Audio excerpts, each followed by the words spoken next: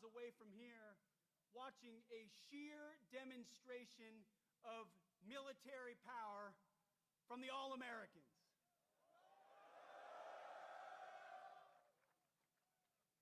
It's incredible. I wish every American could stand in that field and watch 600 paratroopers fall from the sky after preparatory fires and assault on the objective. That's sheer American firepower. But you know what I wish Americans could also see? What I get a chance to see every day, what other members of the cabinet get to see every day, which is our Commander-in-Chief, President Donald Trump, putting America first.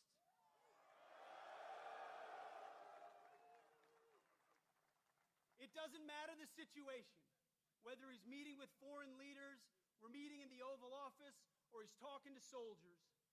He's the same leader we know and love. He's laser focused on America first, on peace through strength, and on supporting our American warfighters and vets.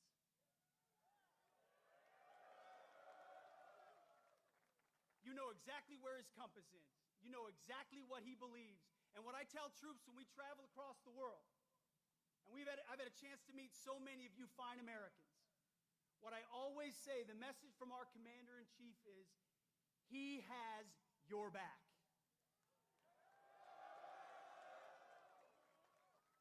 That matters. Let me tell you, I've been, not that long ago, in shoes and boots similar to yours. And when I was going on a mission, or I was about to take part in something that was uncertain, involved complications, the fog of war, all I wanted to know was that my company commander, battalion commander, brigade commander, division commander, and my commander-in-chief had my back when I had to do difficult things on behalf of the nation where politicians in air-conditioned offices don't understand and they want to second-guess. President Donald J. Trump has your back.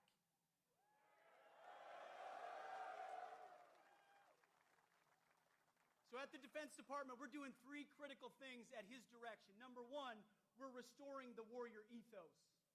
We're getting back to basics. Standards, accountability, readiness, training, warfighting, lethality. We're not a college or a university. We're not interested in your woke garbage and your political correctness.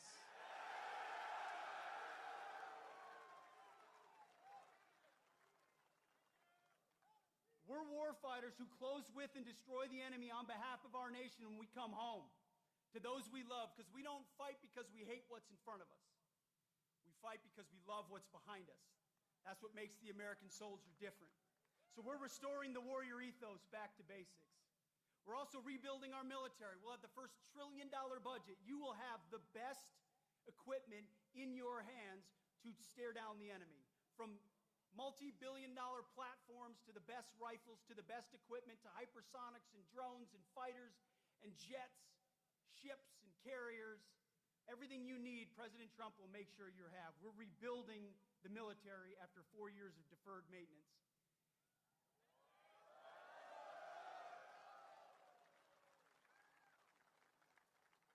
And finally, we're reestablishing deterrence. Our allies know that we stand with them, and our adversaries know what we are capable of doing to them, so that we can maintain peace through strength. President Trump seeks peace. He wants peace. So do I. So do you. For our families, for our kids and our grandkids. But those who long for peace must prepare for war. And that's something the 82nd Airborne, America's 911, does every single day. So it's an absolute honor to be your 29th Secretary of Defense. You have my pledge that every single day our focus is on you and your mission and having your back. And you're about 1 minute away from hearing from your Commander-in-Chief, President Donald Trump. God bless you and God bless our nation.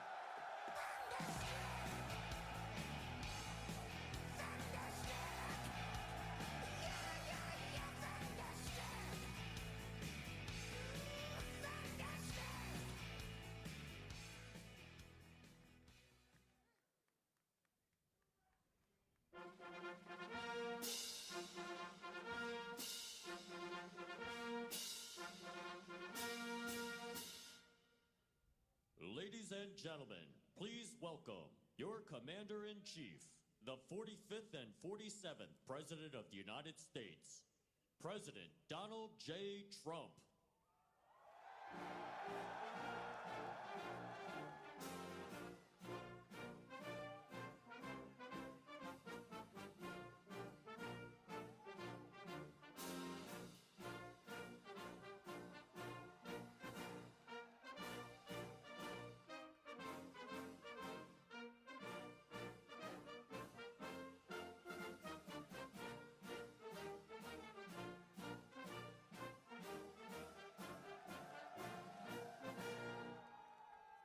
And I'm proud to be an American, where at least I know I'm free.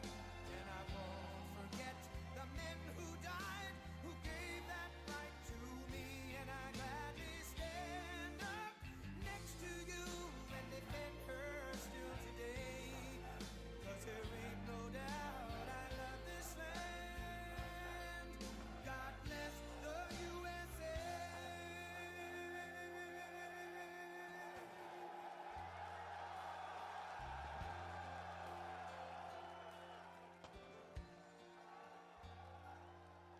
From the lakes of Minnesota to the hills of Tennessee, across the plains of Texas, from sea to shining sea, from Detroit down to Houston and New York to LA, where there's pride in every American heart, and it's time we stand and say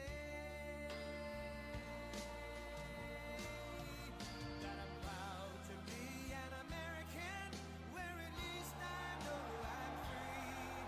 And I won't forget the men who died, who gave that right to me. And I gladly stand up next to you and defend her still today. 'Cause there ain't no doubt I love this land. God bless the USA.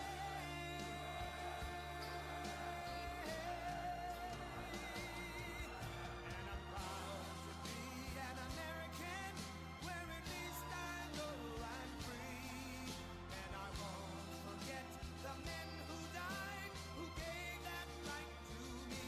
And I gladly stand up next to you and defend her still today.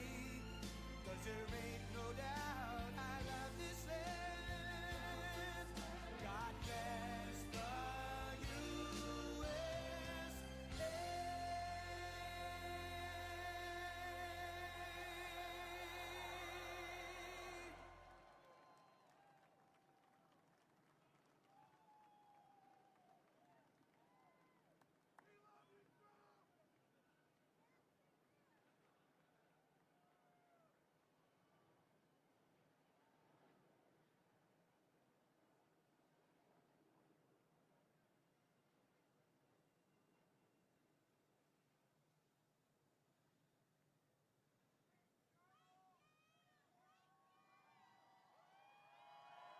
Wow.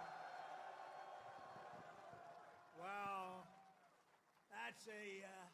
That's a beautiful sight, and it's a beautiful sight to be with you in a place called Fort Bragg.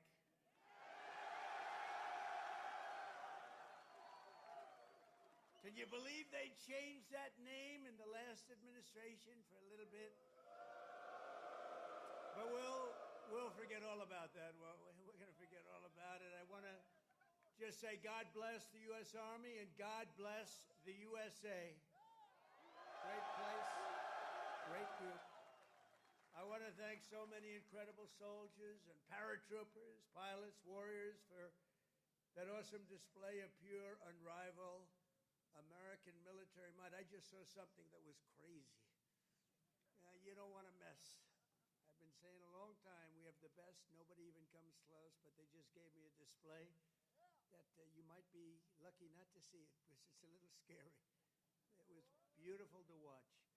Let's hear it for the Army Special Operations and Command and the 82nd Airborne Division and the 18th Airborne Corps. a show it was, and what a show it continues to be. And Saturday is going to be a big day in Washington, D.C. You know, a lot of people say, we don't want to do that. I say, yeah, we do. We want to show off a little bit. You know, recently, other countries celebrated the victory of World War I. France was celebrating, really. They were all celebrating. The only one that doesn't celebrate is the USA, and we're the ones that won the war. Without us, you'd all be speaking German right now. Maybe a little Japanese thrown in. But we won the war. And we don't celebrate, but we're going to celebrate on Saturday, and we're going to celebrate from now on. We're going to celebrate our greatness and our achievements. This week we honor 250 years of valor and glory and triumph by the greatest fighting force ever to walk the face of the earth, the United States Army. For 2.5 centuries, our soldiers have marched into the raging fires of battle and obliterated America's enemies. There's never been anything like it. There's never been a force like this. And I rebuilt it. I gave you so much money for 4 years. It was crazy. And we just approved our largest budget for military operations, over $1 trillion. We've never even come close. But our army has smashed foreign empires, humbled kings, toppled tyrants, and hunted terrorist savages through the very gates of hell. Our soldiers do not rest until they win. You know that better than anybody. From June 1775 to June 2025, those foolish enough to challenge America's army have been met with unyielding strength, unbreakable spirit, and unstoppable, overwhelming force. Time and again, our enemies have learned that if you dare to threaten the American people, American soldier will chase you down, crush you, and cast you into oblivion. That's what happens, unfortunately. That's what happens. Doesn't sound very nice, but it's true, isn't it? The last sound you ever hear will be the dueling howl of Black Hawks in the dead of night, the thunderous boom of artillery fire, or the ferocious roar of a U.S. Army infantry brigade charging over the horizon. That brigade is going to charge like you've never seen before, and hopefully I can keep you out of that, but if I don't, you're ready. Is that right? If I can keep you out of it. If I keep you out of it, that's okay, but if we need it, you're ready. You know, it's called peace through strength, isn't it? Peace through strength.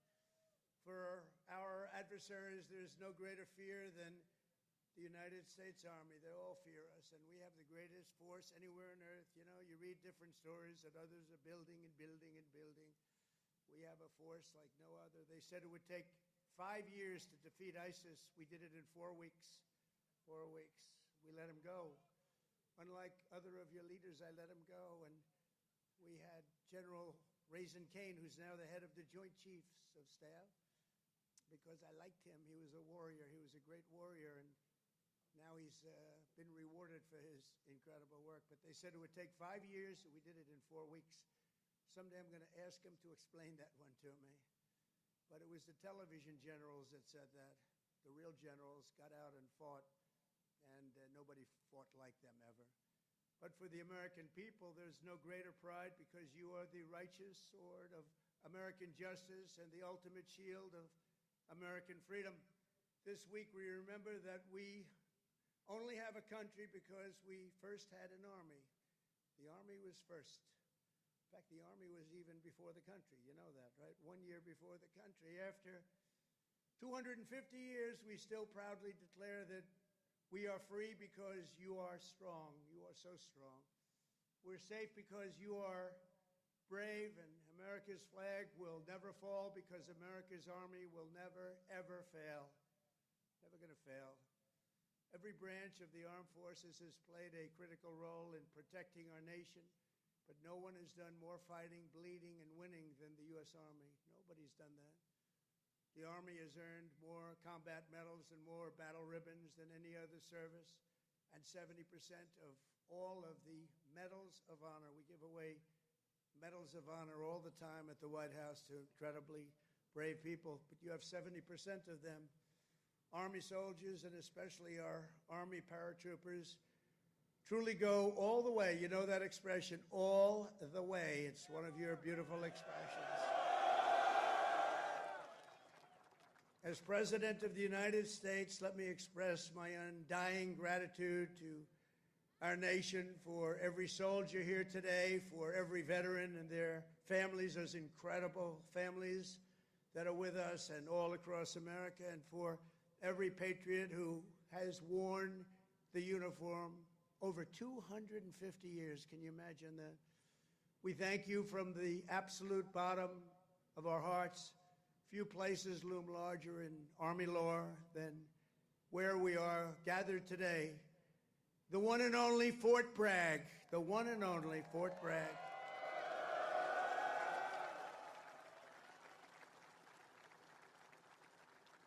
But remember, it was only that little brief moment that it wasn't called Fort Bragg. It was by the Biden administration, not Trump. I had nothing to do with it. We got it changed. We said, you know, I came here numerous times and everybody, they kept saying Fort Bragg, Fort Bragg. I said, you know, it's not the name, but then I was making a speech. I said, what do you think I should call this place? Call it Fort Bragg. I said, Fort Bragg, how you doing? We won a lot of battles from this place, and that's the way it is. It wasn't even close. When Pete and some of the generals came to see me, I said, not even close, not even close. This is the home of the Green Berets, the Sky Dragons, and the All-American 82nd Airborne. We know what 82nd Airborne Division. This is where the GIs who won the Second World War learned to pack their parachutes and push howitzers and go right into those C-47s with lots of arms and push them right out those big, beautiful doors and wield their bayonets and pry the enemy from the hedgerows of the French countryside. France needed us badly. We were there.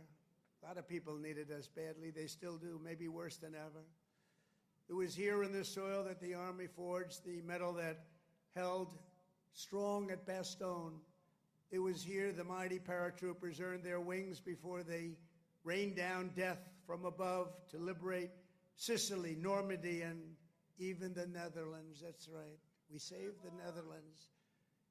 Every inch of this base is steeped in the legacy of those warriors who have said with pride, "Sir, I trained at Fort Bragg, sir." That was pretty cool. And that is why we restored the historic name of this very, very special place. I don't know if it could be the same place. Fort Bragg is in, that's the name. And Fort Bragg, it shall always remain. That's never going to be happening again.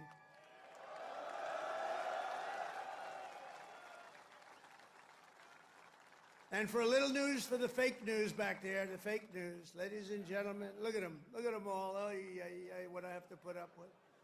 Fake news. What I have to put up with. But they're all right. They've been very nice today. They were impressed with that display, I can tell you that. I think it took them a little by surprise. But for a little breaking news, we are also going to be restoring the names to Fort Pickett, Fort Hood, Fort Gordon, Fort Rucker, Fort Polk, Fort A.P. Hill, and Fort Robert E. Lee. We won a lot of battles out of those forts. It's no time to change. And I'm superstitious. You know, I like to keep it going, right? I'm very superstitious. We want to keep it going. So that's a big story. We just announced that today to you for the first time. They said, why didn't you wait till Saturday? I said, I can't wait.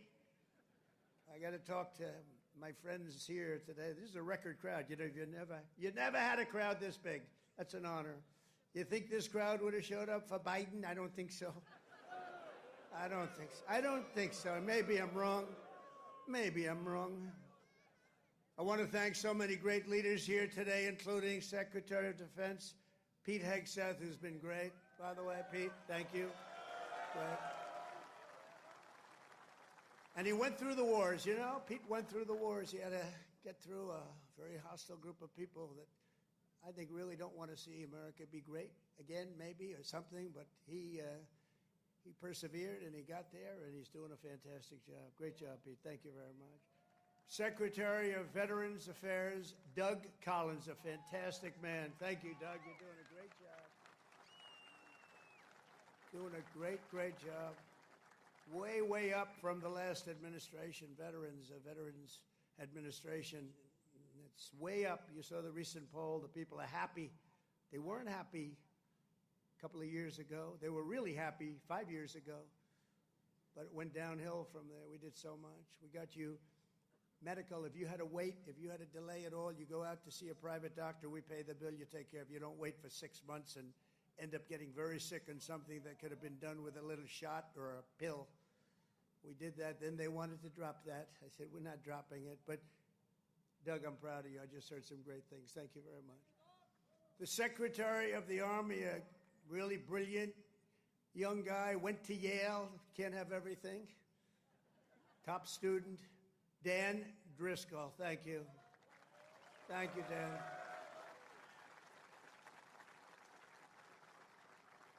And we have your senators, Senator Ted Budd and Senator Tom Tillis. Thank you, fellas.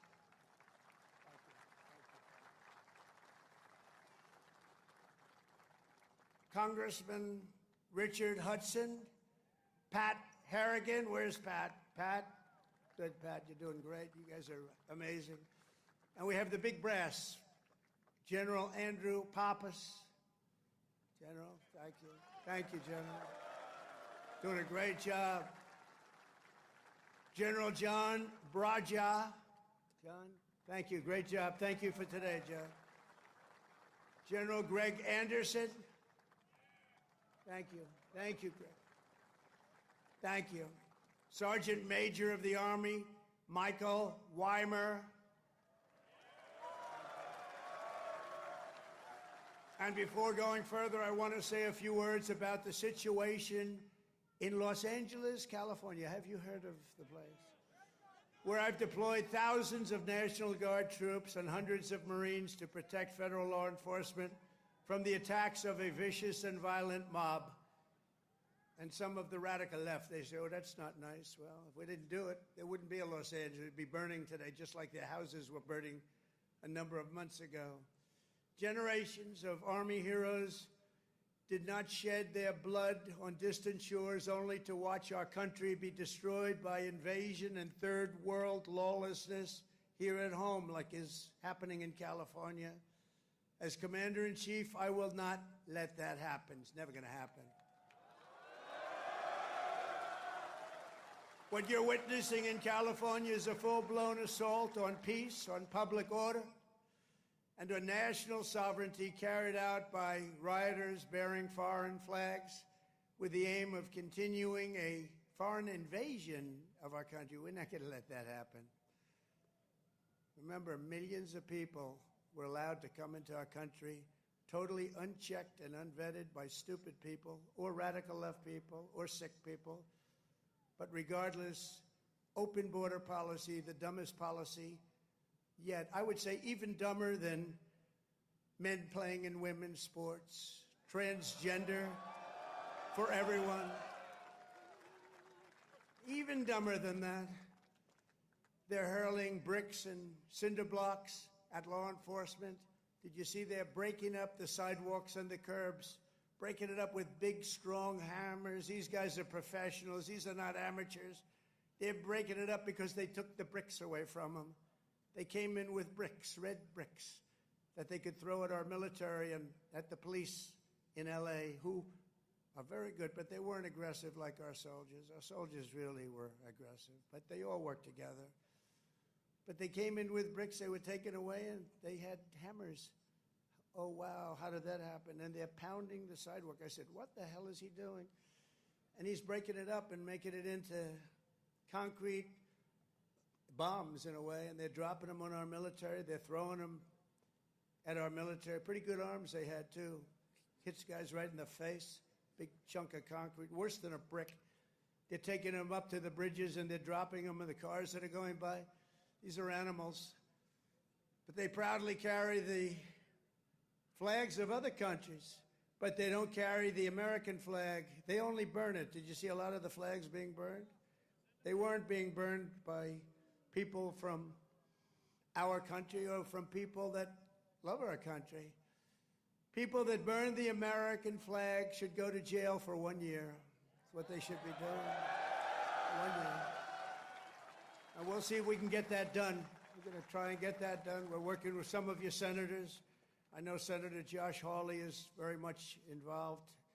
And I know the two senators from here. I think are you guys in favor of it? Boy, would this be a bad time for them to say no. I got you. I got those 2 votes. The agitators are throwing firebombs, Molotov cocktails, lighting vehicles ablaze. You saw the cars that were burning, mobbing police officers and ICE officers who are the toughest people you'll ever meet, and they love our country, and they're getting really they want to stomp on them, but they're too tough. They don't allow it.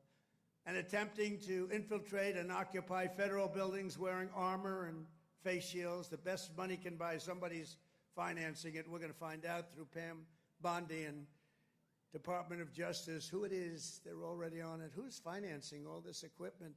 Very professional. Under the Trump administration, this anarchy will not stand. We will not allow federal agents to be attacked, and we will not allow an American city to be invaded and conquered by a foreign enemy. And that's what they are. A lot of those people were let in here by the Biden administration. They just poured right in. They came from prisons. They came from jails from all over the world. They came from mental institutions. They were the leaders of gangs. They were drug lords allowed to come into our country. Their countries threw them out. Their countries would bus them or drive them right to our border and say, go in there. You ever come back, we're going to kill you. And we got them, and we're getting them out of here. I want to applaud the courage and the strength of the incredible troops who are right now standing guard to protect federal property and personnel and uphold the supremacy of federal law. That's what they're doing.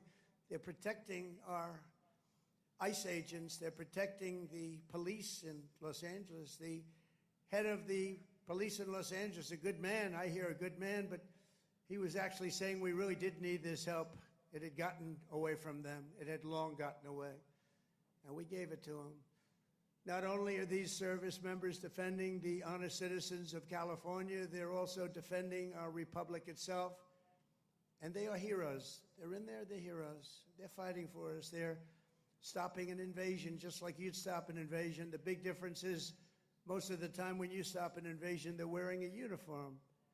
In many ways, it's tougher when they're not wearing a uniform because you don't know exactly who they are. In Los Angeles, the governor of California, the mayor of Los Angeles, they're incompetent. And they paid troublemakers, agitators, and insurrectionists. They're engaged in this willful attempt to nullify federal law and aid the occupation of the city by criminal invaders. That's what it is. They're invaders, no different. Their position is that the rioting will not stop unless ICE withdraws from Los Angeles and ceases the enforcement of federal immigration law. In other words, they came in here illegally. Many of them came out of prisons and jails, the most heinous people. They came from all over the world. They came from the Congo in Africa. They came from Asia. They came from the prisons of these places. They were put into the United States and allowed to stay here because we had a grossly, grossly unfit president who listened to whoever was operating the auto pen. And they allowed these people to stay. And by the way, I've known this guy for a long time. He was never the sharpest bulb. But you know what he was? He wasn't a radical left lunatic. He never dreamt about open borders. He never said that when he was of sound mind, which actually was a very long time ago. So sad what they've done to our country. I will say that without question, however, you're seeing the financial numbers. We've now got the hottest country anywhere in the world, And 6 months ago, it was the coldest country. We're being laughed at all over the world. I was in Saudi Arabia, Qatar, UAE. We brought back $5.1 trillion into our country, and all three leaders, they're great leaders, all three said, you know, you are presiding over the hottest country anywhere in the world. And they said the exact same thing. They said 6 months ago, it was the coldest country. I'll tell you, it changed on a date. You know what November 5th was? It was the election of a president that loves you. And that's when it all changed. That's when it all changed. Within the span of a few decades, Los Angeles has gone from being one of the cleanest, safest, and most beautiful cities on earth to being a trash heap with entire neighborhoods under the control of transnational gangs and criminal networks. It's horrible what's happened so quickly. As the entire world can now see, uncontrolled migration leads to chaos, dysfunction, and disorder. And you know what? They have it in Europe, too. It's happening in many of the countries of Europe. They don't like it when I say it, but I'll say it loudly and clearly. They better do something before it's too late. Very simply, we will liberate Los Angeles and make it free, clean, and safe again. It's happening very quickly. The one big, beautiful bill, you've heard about it. We call it the one big, you know, I was on one of the television shows, I think Deface the Nation. Ladies and gentlemen, Deface the Nation. It's actually called Face the Nation for those of you that are smart enough not to know, because you're better off not knowing. But I was on one of the shows, and I said, we got to get a great bill. They said, would you like it to be one bill, or would you like it to be 7 or 8 bills? They said, I want one big, beautiful bill. And the Republican Party liked that statement. They call it one big, beautiful bill, so that's good. And that's what it is. It's great. And it's currently before Congress. It provides all necessary funding for ICE, for Border Patrol, and for the Department of Defense. And I told you, at a level that we've never had before, over $1 trillion. We better get that bill approved. Otherwise, your helicopters and your planes and your equipment's going to start to look a little bit old, General. You better push your favorite congressman. You better push these 2 senators. I think they're in good shape, however. But we got to get it approved. And those congressmen by you are all 100%. I don't even have to talk to them. They've been so great. So I want to sign this into law immediately, and with the signing, so many great things will happen to our country. No tax on tips. Think of that. No tax, seniors, on Social Security. No tax on overtime. They're going to pay for themselves. And if you get a car, and if you borrow money to buy the car, we're going to let you deduct the interest payment if it's a new car made in America. Only if it's made in America. If it's made in Japan or China or any place else, we're not really interested in your deduction. I was elected winning all 7 swing states, the popular vote by millions and millions of votes, and all counties throughout America by 2,750 to 525. That's what I call a big number. But this is a mandate from the people to restore the sovereign borders of the United States, and that is exactly what we're doing. Not only the borders, the financial institutions, and our country itself. We will not be deterred. And the mob in Los Angeles or anyone else, anywhere else, will not succeed. They don't even have a little chance. And I will be calling you early as I see this happening because, you know, in theory, I guess you could say a governor could call, but they don't call. They let their city burn, like in Minneapolis with this guy who ran for vice president against J.D. That was a good debate, J.D. against this guy. Remember how bad he was? That was one of the, I said, J.D., there's never been a man like you're competing against. This is the worst. I think he's running for president, too. Can you believe it?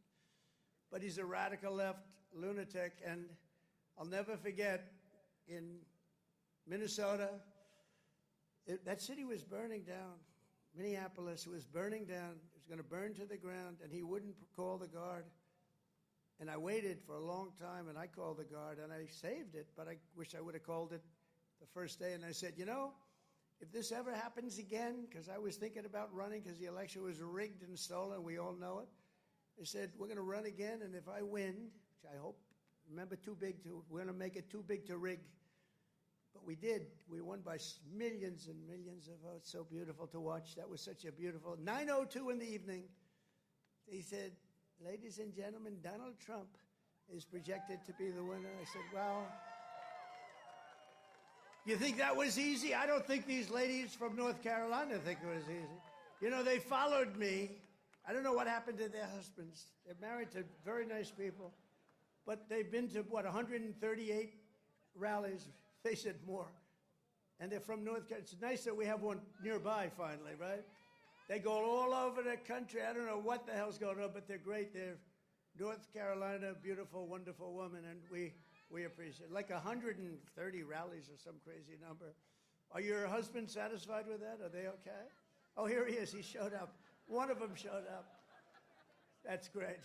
Congratulations. Great women, actually. The great patriots. We will use every asset at our disposal to quell the violence and restore law and order right away. We're not going to wait 7 days and 8 days and wait for a governor that's never going to call and watch cities burn. And let me tell you, if we didn't do this, Los Angeles would burn. It would be burning to the ground right now, just like the houses burned to the ground just a few months ago. And the only flag that will wave triumphant over the streets of Los Angeles is the American flag. So help me God. The American flag is the one that's going to wave triumphantly over the streets. And now let's get back to the true reason we're here today, celebrating 250 years of unbreakable Army courage. This week we commemorate not just the starting point in Army history, but a turning point in the history of the world. That's how important it is. When the Continental Congress created the Army and appointed its first commander, name happened to be George Washington. Has anybody heard of him? George Washington. Are you okay, darling? Are you all right? Yeah, take your time, please. Doctor, please. Doctor. Doctor in the house. Thank you. Thank you very much. These are great people. They've been waiting here a long time, General, so, you know, we want to give them all the time they need, right? Thank you very much.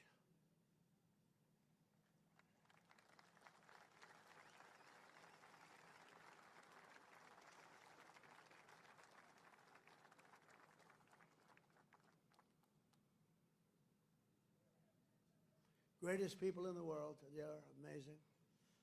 Amazing.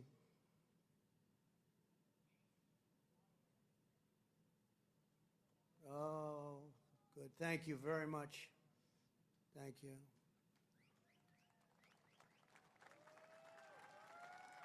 Okay, honey. Thank you. Beautiful young person. Beautiful young person. We have a lot of young people. You know, they have. We won young people, old people, and everything in between. It's sort of nice. Remember they used to say, but Trump doesn't have the young people. We won everything. Thank you very much, Doctor. Great job. When the Continental Congress created the Army and appointed its first commander, General George Washington, they sent the fierce spirit of a free nation into battle under a rallying cry that echoes to this day. Give me liberty or give me death. Have you heard of it? Quite a beautiful statement. Think of what that means. Give me liberty or give me death. I know exactly what that means. Just 3 days after the birth of the Army, the great patriot, founding father, Dr. Joseph Warren, was on the front lines as a soldiers stood totally outnumbered and outgunned at Bunker Hill. They had a group of soldiers against them that was supposed to be, in that day, unbeatable. Warren's mother had begged him, son, please don't do it. She said, please, please don't do it. Don't risk your life for even the patriot cause, please. And he replied, wherever danger is, dear mother, there your son will be. I will either set my country free or shed my last drop of blood to make us so. So beautiful. So the words are so beautiful. At Bunker Hill, Warren kept his vow, fighting and fighting and fighting and loving his country until he fell, drenched in blood, and gave his life at the very young age of 34. Exactly 250 years later, we are joined by Dr. Warren's great-great-great-great-great-grandson, and it's 7 generations down, and now an Iraq war veteran, retired Army specialist, Scott Warren, is here with his daughter, Sergeant E5 Carrington Sanders of Fort Irwin. I want to just, where are you? Where would you be in this big crowd? Thank you very much. What an honor. What an honor. You look great, too, by the way. You really look great. Thank you very much. What a great family. But you carry in your veins the love and devotion of a martyr for American liberty. Please stand. Just put that hand up once more for the people because they want. Thank you very much. You're looking good. Looking good. Good genes. Good genetics. Thank you both. Thank you very much. The life of a soldier is not just a job, it's a calling and a sacred tradition passed down from father to son, brother to sister, and one generation to the next. At every hour of danger, our noblest citizens have answered that call, kissed their loved ones goodbye, and run to the sound of guns. You run to the sound of guns, you're riding right into them, you're going to win. When the British tried to reconquer our young nation in 1812, 1,000 Americans at Fort McHenry fought off a British invasion fleet, 5,000 strong. They say it was unstoppable. Lieutenant Francis Scott Key, you all heard the name, watched from Baltimore Harbor as the Army kept Old Glory flying high. Many people died. Deeply inspired, he wrote a poem in tribute to Army courage and American pride, known today as the Star-Spangled Banner, or our national anthem. Great.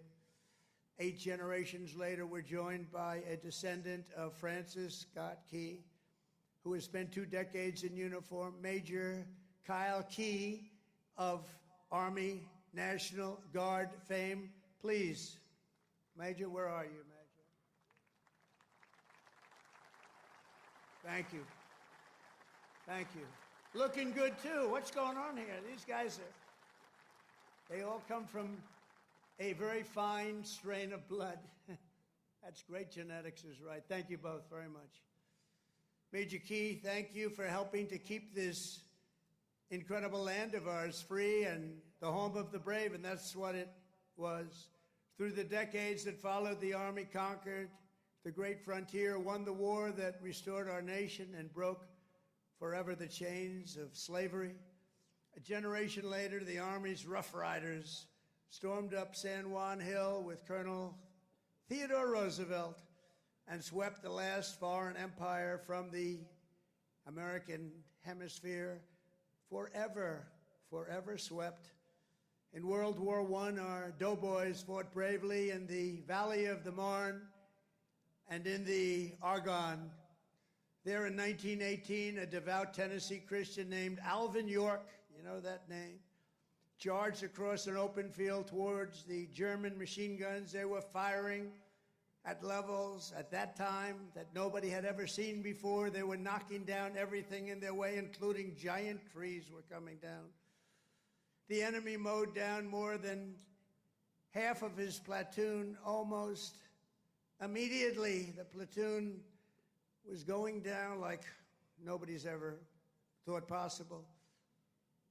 But York pressed on into the jaws of death. He slayed German after German and returned with 132 prisoners from behind the enemy lines. And he had the option of killing them, and he didn't want to do that, and that's okay, isn't it, right?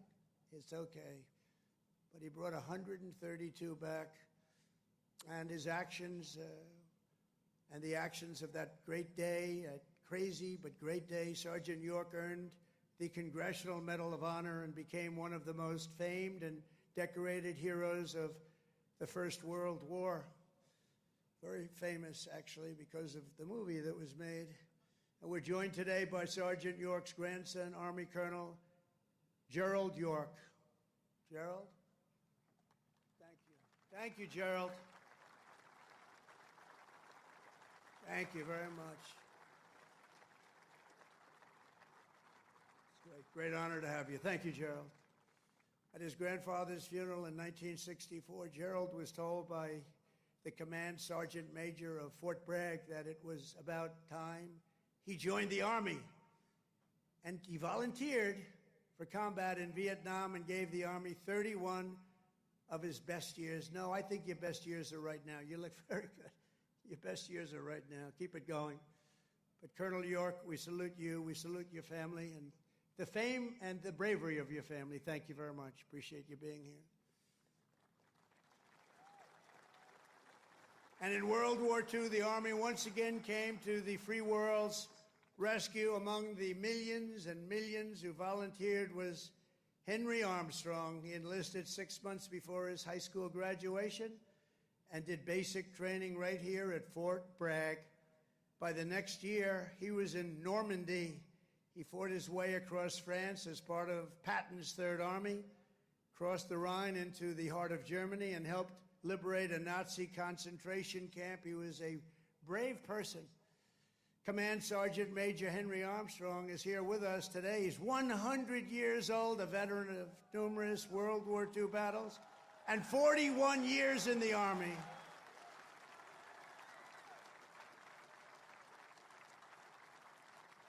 Thank you. Wow. These are great, amazing people. Thank you very much. Great. Thank you very much. He's joined by his grandson, Army Major Dennis Armstrong. Dennis, I assume that's you, right? Thank you, Dennis. And Dennis's wife, Captain Shelley Armstrong. They love the military, and they love our country. Thank you very much. Shelley, thank you very much. Appreciate it. And their son, Tanner. Where's Tanner? Let me see. Oh, he looks good, too. They all look good. Tanner might look the best, actually. Thank you very much. Who's an active duty staff sergeant in the 82nd Airborne right here in Fort Bragg. He could right now run for office, I think. He's very popular. In Korea, our warriors held the front line in the battle against communism and liberated millions and millions into the light of freedom. To Vietnam, we sent some of the toughest men who ever wore Army boots and olive drab. One of them was Joe Marm of Pennsylvania. He was 23 years old when his platoon was ordered to rescue soldiers surrounded by the enemy in the Battle of Ia Drang. Lieutenant Marm charged into heavy fire, killing 4 enemy soldiers in the brush before sprinting across 40 yards of open field. His teammates could not believe he was doing it, actually, they said. He then tossed a grenade that killed 8 Viet Cong gunners, plunged into the trenches, and killed still more before being shot in the jaw, badly in the jaw. He successfully cleared the way for his men to save their stranded comrades, and frankly, for his men to save their own lives. He was unbelievable. For his exceptional bravery, Lieutenant Marm received the Congressional Medal of Honor and retired as an Army colonel after 30 years of service. Colonel Marm is here today with his 2 sons, Will and Walter, both Army Rangers. What a great family legacy. Please stand up.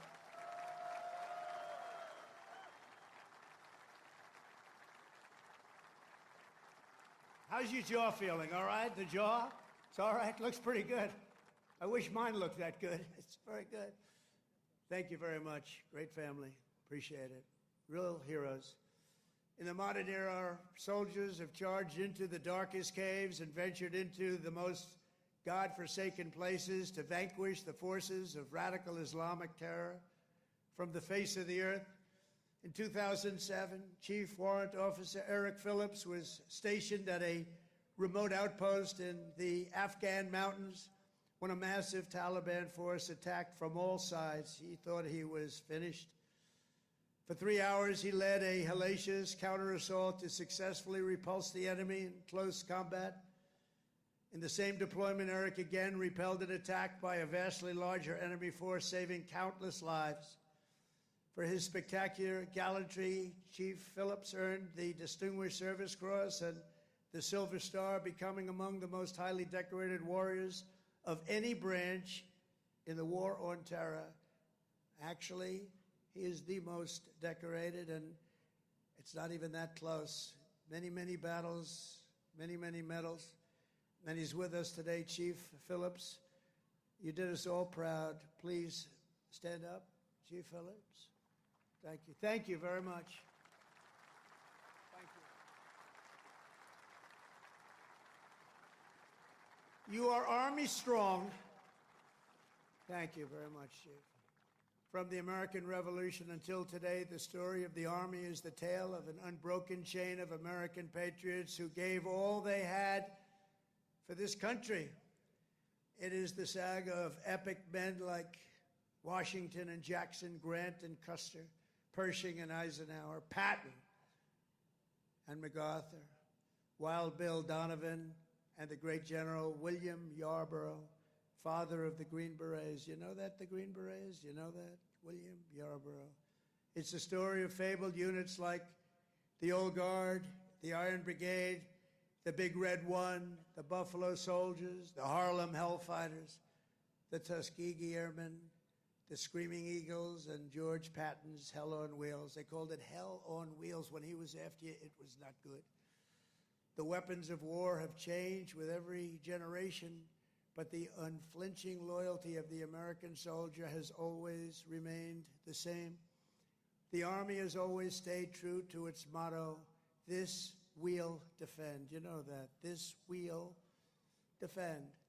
Army warriors who have laid down their lives for America rest by the thousands in the sacred soil of Arlington and Gettysburg, Anzio and Manila, and to far-off places known only to God. We owe everything to them. Today we renew our devotion to the cause of liberty for which they so selflessly lived and fought and so bravely died.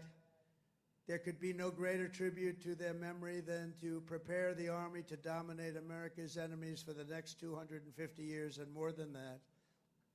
That's why under the Trump administration, we're focused on restoring the spirit of the U.S. Armed Forces. No soldier ever volunteered for the Army to be lectured about transgender diversity or inclusion. You don't want to hear that. Transgender for everybody. We don't do that. America's patriots joined the Army to kick down doors, storm beaches, kill terrorists, and win America's wars. That's what we want. And that's what you want.